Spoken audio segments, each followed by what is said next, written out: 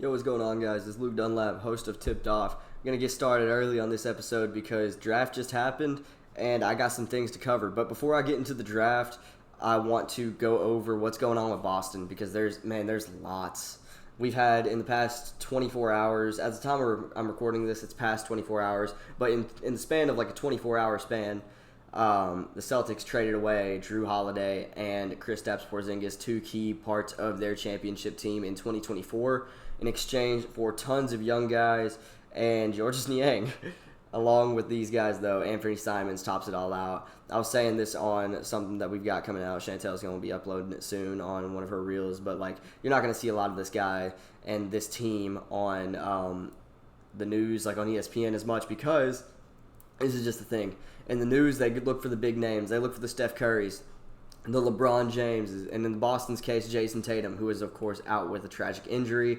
Prayers up, hope he gets better. But the thing was, the Celtics had so many more like Jason Tatum-like players, like Jaylen Brown, Kristaps Porzingis, Derek White sometimes, Drew Holiday every now and then, Peyton Pritchard. But like this team is just going to be a bunch of young guys that are going to do their thing and maybe make it out of the first round, maybe, but they aren't going to get much coverage.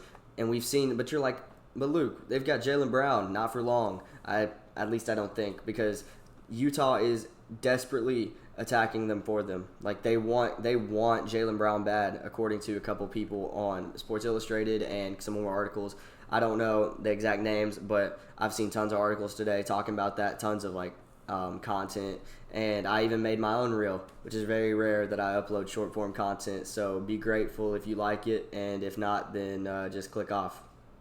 Probably best. But with the Celtics going forward, I think we're going to see a lot of. I said we'd see a draft night thing, a draft trade. We ultimately didn't, and I'm just curious to see because they drafted Ace Bailey, Utah did. So I'm not sure. Like, if you want to get Jaylen Brown and throw in a couple guys, now is the time because Jaylen Brown can be a really good veteran piece. I say this because he still feels like he's 28 to me. I don't know how old he is exactly, but he could be very good for a team like Utah, very young. You got Walker Kessler, you got Kyle Filipowski, Colin Sexton. Now you got Ace Bailey. I just feel like he'd be a very good veteran guy to teach them the ropes. Him and Jordan Clarkson could throw in some things, even though Jaylen Brown objectively has more experience. But I'm just really excited to see this Celtics team. I'm kind of excited to see how it works out.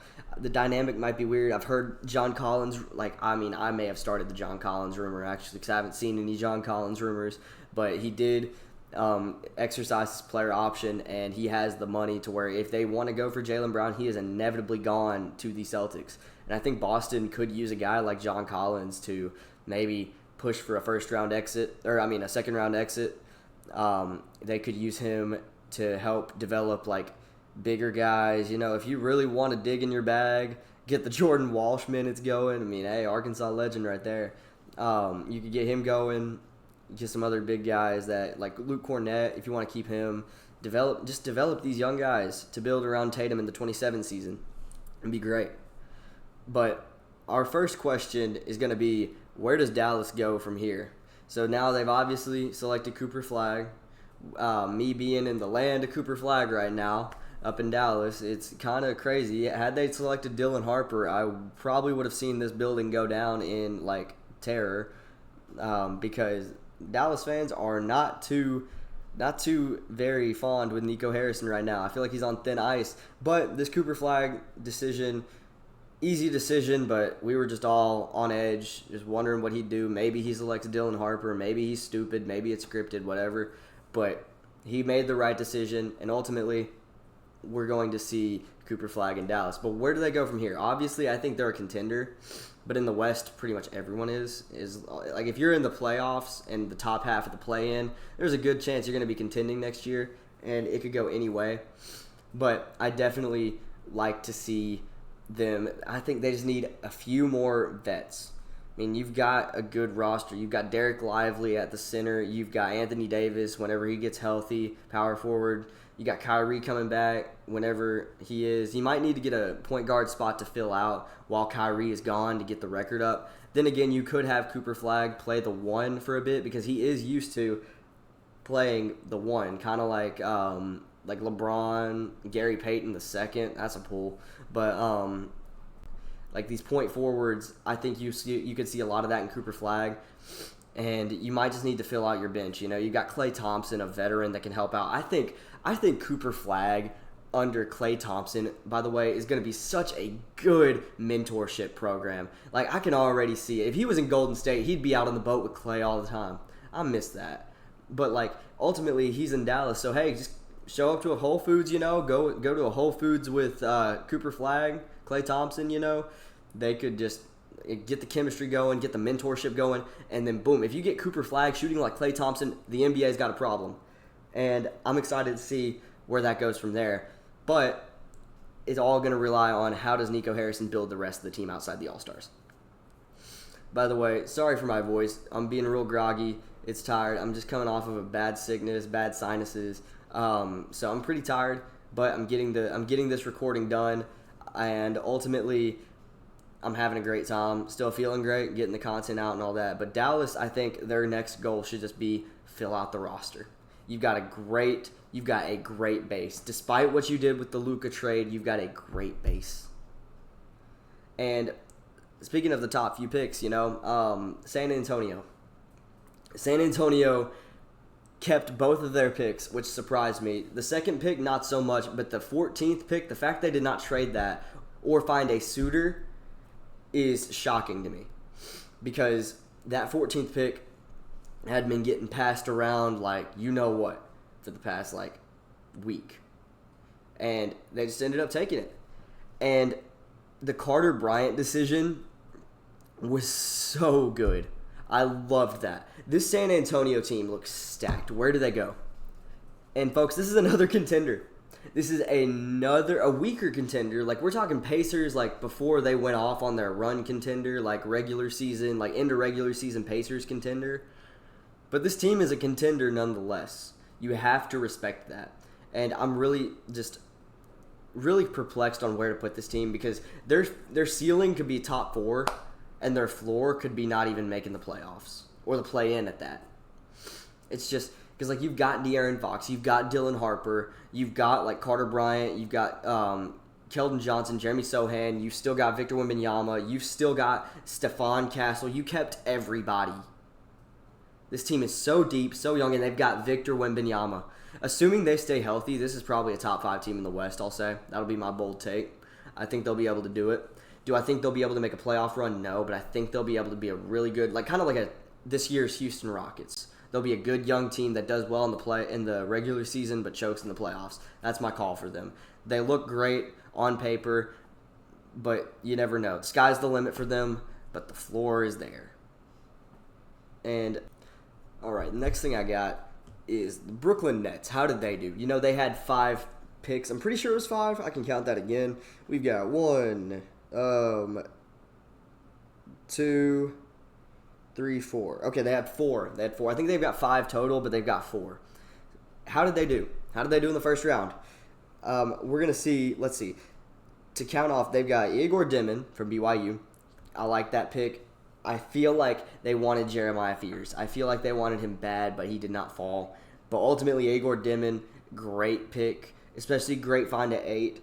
Then going down, they've got Drake Powell, which kind of threw me for a loop. They had Asa Newell there. They had Jace Richardson there, but they went with Drake Powell. Okay, I can kind of see. I mean, I knew the Nets had shown great interest in Drake Powell for a long time, but it's kind of crazy to think that they took him at 22. He was going to fall further, ultimately, I feel like.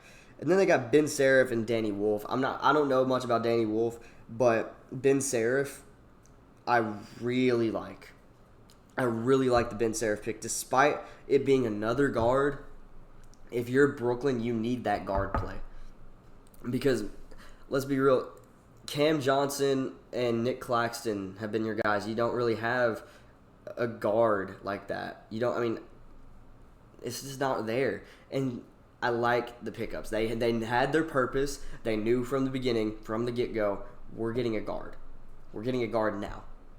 And they decided, let's do it, you know? And they got 3. So if one doesn't hit, you got 2 others. if two don't work, maybe you got one and you can sign another guy. Spencer Dinwiddie, welcome on back. Oh, goodness, D'Lo plays for them, doesn't he? Yeah, he does. Yeah, he's back on the Nets. But he's like a backup at this point. Like, seriously. The fact that I forgot that D'Angelo Russell plays on the Nets just means, like, what's he doing, you know? I mean, I like the guy. He played for Golden State. He did decent. I mean, there was only so much he could have done in the 2020 year, but, like, it's time he steps back. And I think this draft may be signaling that D'Angelo Russell will be stepping back. But I like it, you know? I like it. I think they did. If I had to grade their draft, I'd give it a solid like B+, you know? Cuz like giving up on Asa Newell, especially like, I mean, I get it. You need guards, but Asa Newell would have been so good for you. And I feel like I feel like Drake Powell would have fell. That's what I was trying to get. Word soup, you know how it is. But I feel like Drake Powell would have fell to you guys. I mean, think about it. You just had to make it to 26. That would have been 4 picks later. And with these guys like Neek Clifford, Jace Richardson, and whoever would have drafted, maybe he wouldn't have fell, you know? Maybe he wouldn't have. But I just think, I feel like you could have got him. I feel like they would have found someone else. Because let's be real, he would have fell. Because he's a guard forward. The Pelicans, they have plenty of guards. Plenty. They aren't going to draft another guard. He could have fell. But enough of that.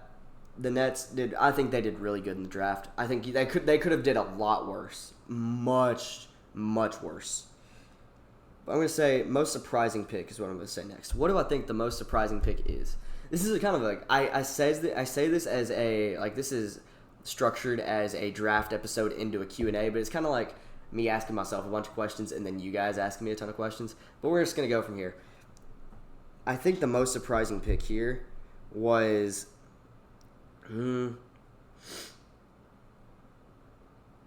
I'd say it's probably the Yang Hansen, however you say it. Yang Hansen. I like the pick. I like the idea. I actually get into this further on. A little spoiler alert for you guys. I recorded this portion second because I got bored of watching the draft, and so I watched it in the background while I recorded the Q&A part. But I think it's going to be Yang Hansen. The decision to pass up on Walter Clayton Jr., Nolan Traore, Yakachonis is definitely odd. But it works. You know, the thing is, it works. It's going to Portland. And I think I think Hansen fits well after doing tons of research on him after hearing the name. Because I'll be the first to admit I had no clue who this guy was, other than like SEC and like March Madness college basketball. I didn't really know many people. Yeah, that's a weakness on my end. I still was in school, but I just didn't pay attention to college basketball that much, other than like my hometown, the SEC, Duke, and then some top prospects along with the teams that made March Madness, like Walter Clayton Jr.'s Florida run and stuff like that. But I think that's going to be my most surprising. I definitely think that it could have been a lot worse. I don't think that was a bad pick at all. I'm just going to preface it by saying that it's surprising, but it's not bad. I think it's a good pick. I don't really think there was a bad pick. I mean, I'm not experienced enough to say that. I'm surprised that Liam McNeely fell to the Suns at 29 because Liam McNeely was a dog at UConn. Like, I don't think he did anything. Maybe his combine was bad. I don't know. But I feel like he was going a lot higher before, like, for a few months ago. I don't know what happened. He played good in the NCAA tournament, too. It had to have been the combine or something. I've been covering the playoffs, not so much the combine, but it is surprising to me that McNeely fell so far. I think he'll be really good, especially in Phoenix, where he has a lot of room to grow and develop. I just like McNeely. I'm really high on him. Him and Kasparis Yakachonis, which, by the way, Miami, you got a steal on that. Yakachonis is a dog, like, absolute unit. I'm really looking forward to see Yakachonis play with the Heat. But I think Hansen's going to be my most surprising. And I think, as well, my next question is most underrated player picked, and that is going to be Liam McNeely. Going 29th just shocked me. I think he'll be a standout. I think he will I think he will be a huge player in the next few years. Maybe not an all-star. I think where they got him at 29 is an absolute steal, though. Like an absolute steal. I think he can definitely step onto a team and be that guy, step in and say, I'm going to take over tonight. I'm going to give you guys that extra push that we need to win this game, to win this series, whatever it may be. That he might be a perfect third option in a few years, maybe even second option. I'm really looking forward to seeing Liam McNeely and where he goes next. Honorable mentions, though, I think, like, underrated. Jace Richardson. I think Jace Richardson as a player isn't underrated, but the pick at 25 by the Magic, people are kind of sleeping on. Like, you don't realize how good Jace Richardson will fit in Orlando.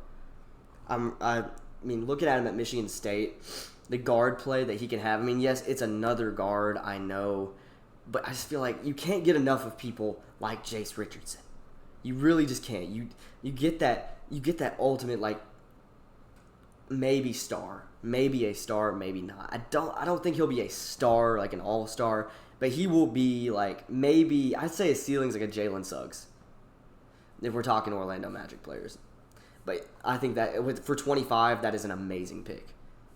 All right, and at next final, I think this draft class was really strong. I think it won't be as strong as, say, 2020 or obviously 2003, but this is definitely an amazing draft class. I'm really excited to see how Cooper Flagg, Dylan Harper, and then some of the guys like Liam McNeely, some of the sleepers go. I'm excited to see the second round. My big question is, where does Thero go from Arkansas?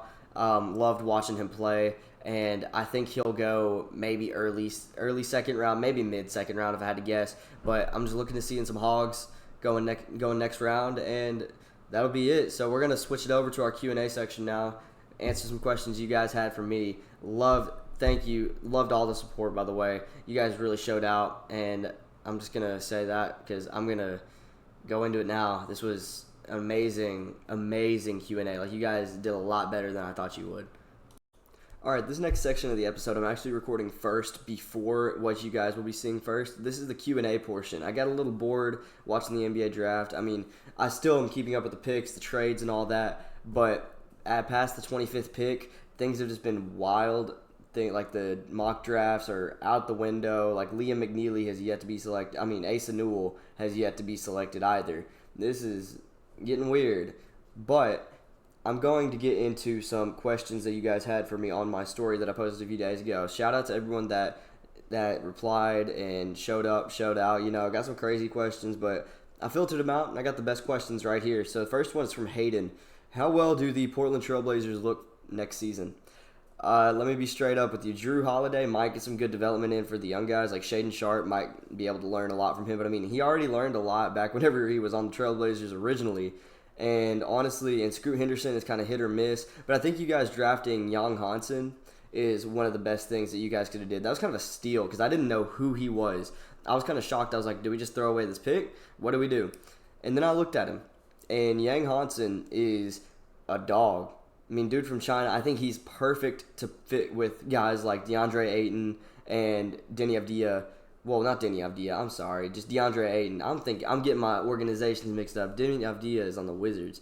But perfect for like DeAndre Ayton coming off the bench, learn from him maybe, and insert his different type of style of the game. You know, I see a lot of like a mixture of Porzingis and Wemby. But like a diet, like a Chet Holmgren and Wemby. My bad. Because, yeah, no, I don't see a lot of shooting from him, to be honest. But I think this guy's very good, and I think you guys will have a decent time with him. But let's be real, y'all be lucky to make the play-in with how competitive the West is. Now, if you guys were in the East, this would be a different conversation. Maybe you guys could be like a 6 or 7 seed, maybe an 8. But, like, for now, y'all be fighting for a 10, like, this season. Not much will have changed. Our next question, though, comes from Jacob. And Jacob types, hypothetically, if the Lakers were to walk up to the Warriors and say, hey, we'll give you LeBron, would me as a Warriors fan like that? And I'm going to say it depends. Obviously, it depends on the package, but I'm assuming you're having to give up Jimmy Butler. You're going to have to give up maybe even, obviously, Jonathan Kuminga, maybe even Draymond, which I don't like. Anytime people bring up Draymond Green and trade rumors, I hate it because as much of a punk as he can be, Draymond is the glue to Golden State. I don't think you live around like with that. But I think, I mean, me who grew up watching 2010s basketball says in a heartbeat, absolutely give me Bron. I don't care what it costs. Steph and LeBron teamed up, taking down everybody. But the thing is, welcome to 2020s. Welcome to the 2020s. Everyone is deep. Every team is deep and young, and that formula just doesn't win championships anymore. And honestly, I don't think LeBron, if he were to walk into Golden State, would boost them to a championship. So I'm going to go ahead and say no.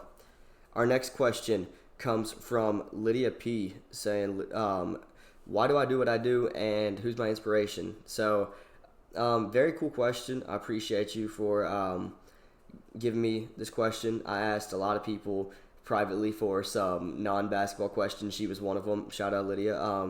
But what I do is, so growing up, I played basketball all my life. I mean, there were times that I was like really good in my life. I was really bad. Like as my age grew older, I was a very inconsistent player. And as time grew on, I just like realized I'm not the tallest guy, but I can shoot the lights out on any given day, depending on how I'm feeling. You know, but most of the time it's lights out. Not to toot my own horn because I'm not that great at much else. I can't jump, not fast.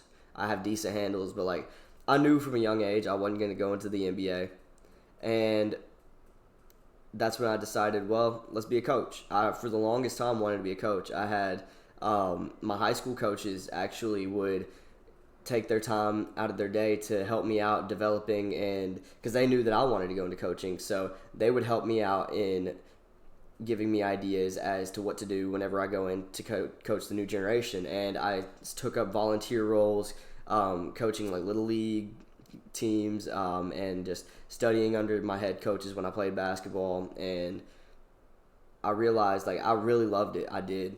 And I ultimately decided not to do coaching because whenever I coached this little league team, it was like a group of third graders, and these third graders parents were mad at me because I didn't play them.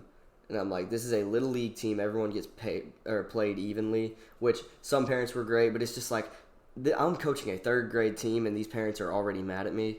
And from what I had heard in drama of like high school parent drama, I just don't want to deal with that.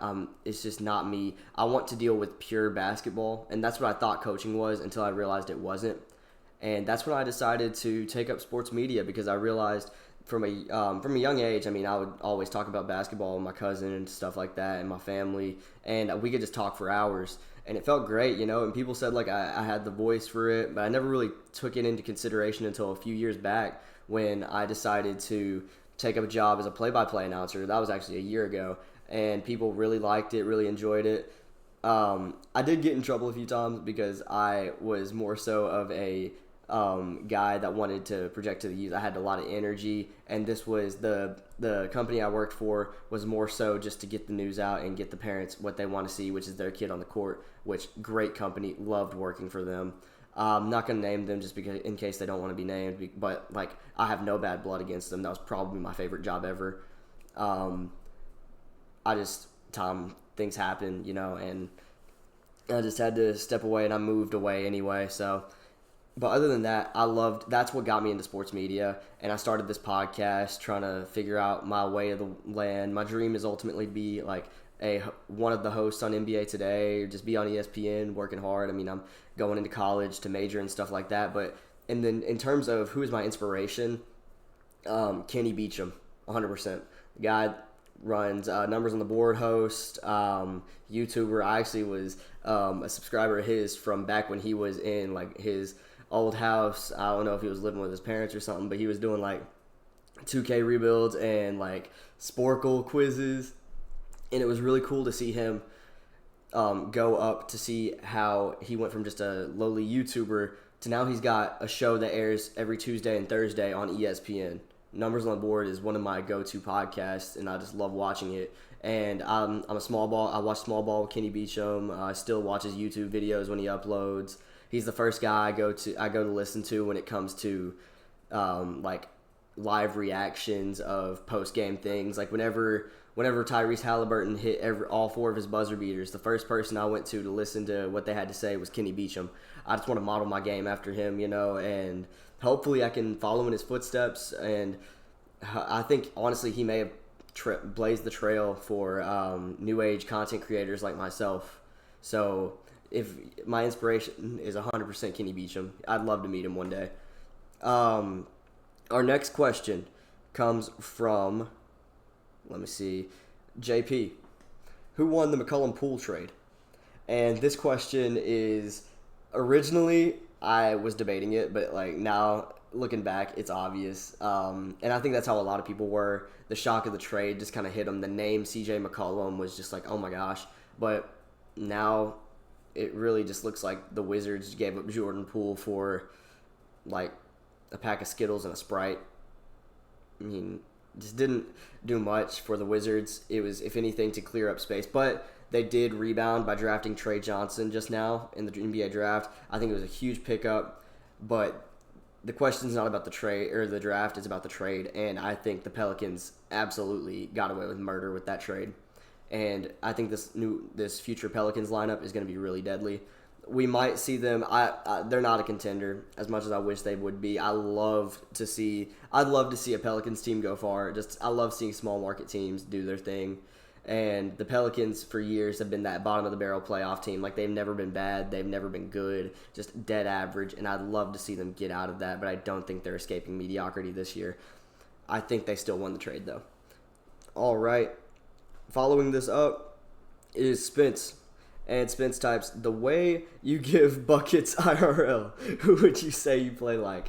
And I'm laughing because, Spence, we played in high school. You know I'm garbage. You know I ain't got that. But I definitely did, growing up, model my game after Klay Thompson. Because, I mean, I've always been a Steph Curry fan my whole life. Loved him. Loved the way he played. But I always knew, like, you can't recreate that. And if you try to recreate it, there's a good chance that you fail miserably.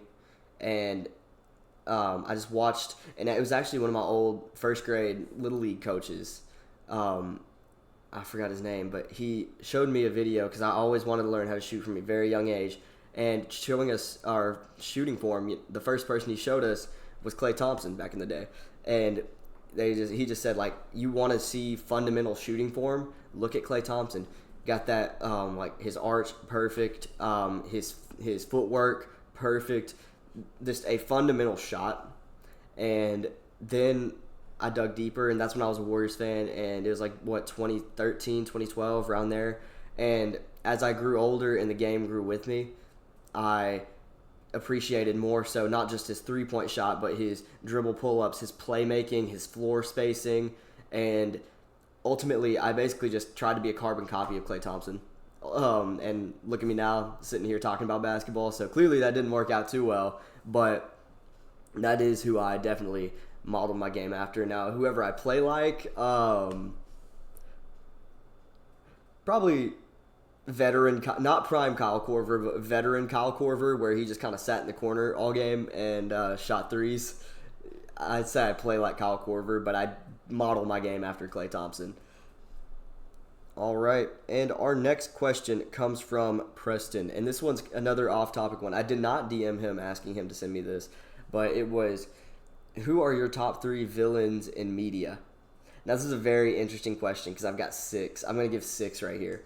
Because ever since he sent this in, I can't lie, I've kind of prepped this question. Most of these I've been going off the dome, but this one I kind of prepped because it is just, I love, like, video games, TV shows, movies, like, I love all that. And my 3, I'm gonna list 3, but I'm gonna give 3 more as honorable mentions. So my number 1 favorite villain of all time is Sephiroth from Final Fantasy VII.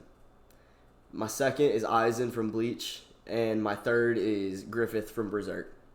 And let me just go down those. So, like, Sephiroth, the reason I love him as a villain specifically is because he is thrown from a situation, like, you are, from the first few hours of the game of Final Fantasy VII, the word Sephiroth is just thrown around and people are just absolutely, like, they shudder in their steps hearing about him, but not in the way of, this guy is terrible. They think he's a war hero, and he is a great war hero, and, like, they shudder in, like, glory, like honor, because he saved them in their eyes. And then only after the very first, or only after the Midgar section, do you actually see Sephiroth for the first time. In fact, I think, yeah, it's the Nibelheim flashback in once you get to Calm with the party. And up until then, you had just heard about Sephiroth, and that all you heard from the main character Cloud was that, well, he's a bad guy. But everything you've heard up until then was great. And then you hear the Nibelheim flashback, and you see it. It shows, doesn't tell. And I love that because Sephiroth he doesn't speak like pretty much at all about like what he wants to do. It's left very ambiguous until the very end. All he's talking about is like Jenova and wanting to be one with the planet and all this stuff. And you realize he's got it all wrong. He's not trying to just be evil to be evil. He's being evil because like he realized he was a just project. He was an experiment. He was a puppet. And what I love about the dynamic of that rhetoric is how he projects that onto Cloud. Because Cloud is that puppet. That puppet, he constantly says, like, Cloud, you are my puppet. I'm just manipulating you. When in reality, his entire life, Sephiroth was the puppet. Whether it been Jenova, Hojo, Shinra, he was the puppet, and I just love that. And the game acknowledges that flaw. And ultimately, the writing of Sephiroth and the ultimate climax of the final Omni Slash, where it's just Cloud, Sephiroth, and the Void. You've got his iconic, like, I love music and storytelling, and you've got his classic, Those Chosen by the Planet, the church bell into the heartbeat. That's all that's playing, and you just Omni Slash him to death. It is the greatest storytelling thing I've seen ever. And that game is older than me. And my second favorite villain is Aizen from Bleach. I've come to notice that I just like aura farming. That's just kind of my thing, because my honorable mentions are all aura farms as well. You've got, with Aizen, I'm going to make this a lot shorter. I'm going to get back to basketball, I swear. But with Aizen, I just love how manipulative he is. And you just see from the very beginning, like, he is a good guy. You don't see anything wrong with him. But he's giving these breadcrumbs to the side characters. Like, maybe what's going on isn't just the law with Rukia's execution and stuff like that. Maybe it's deeper. And then as you go deeper, you realize, like, oh goodness. And then eventually it happens. It reveals himself that Aizen is the one behind all of it. And you slowly unpeel, like, to this day, we still don't have a backstory on Aizen. And he just appears, and he plans everything out. Everything you do, you have to be second-guessing. His ability, Kyokusugetsu, one of the coolest things I've seen. And I just love the writing on Aizen. The mysterious nature of him. Just the pure aura. Like, if you want to talk about, like, aura, Aizen, I mean, I'm pretty sure Aizen even invented, like Bleach kind of invented that meme. Because, I mean, seriously, their power system is just walking and having enough aura to knock someone off their feet.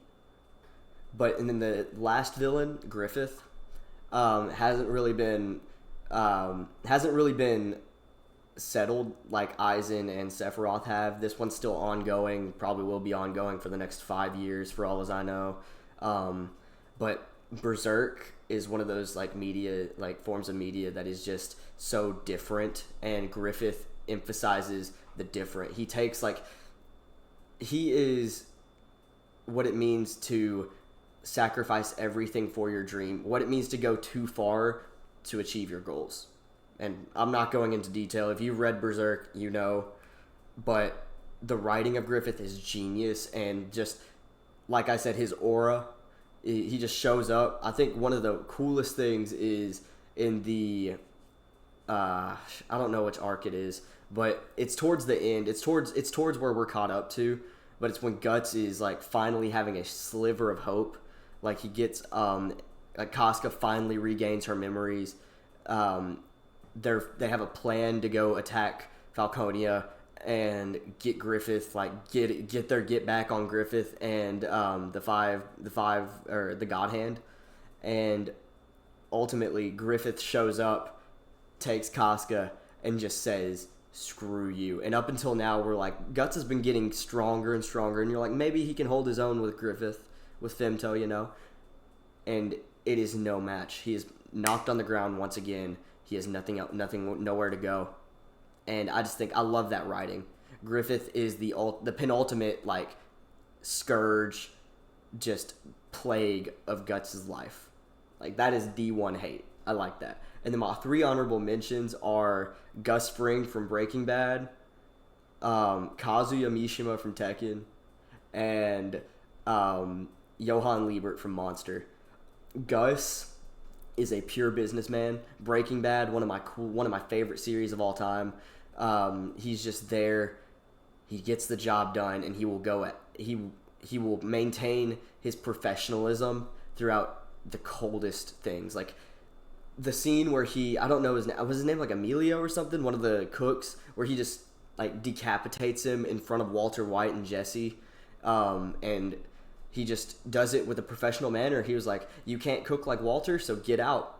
He just kills him, no mercy. He just tells him, "Get back to work, act like nothing happened." And the writing of Gus Fring up until the very moment of like the Better Call Saul buildup between him and Hector Salamanca, and then eventually it's Hector, the guy that blows up the hospital, killing Gus with him. Just the writing of that, the climax, is just perfect. And then Kazuya, just this one, honestly, he's a generic I want to be bad because I'm bad, even though I have a tragic backstory, throwing kids off cliffs and stuff like that. He got thrown off a cliff, so now he throws his dad off a cliff, and then the whole like devil gene and stuff. But the real reason I like him is because I've been playing Tekken for like 3 years, and he's been my main ever since, and I just like the way he pulls up and just shows out. I mean, he's got aura. What can I say? And then Johan, writing on that, the entirety of Monster is just a masterpiece. I love it.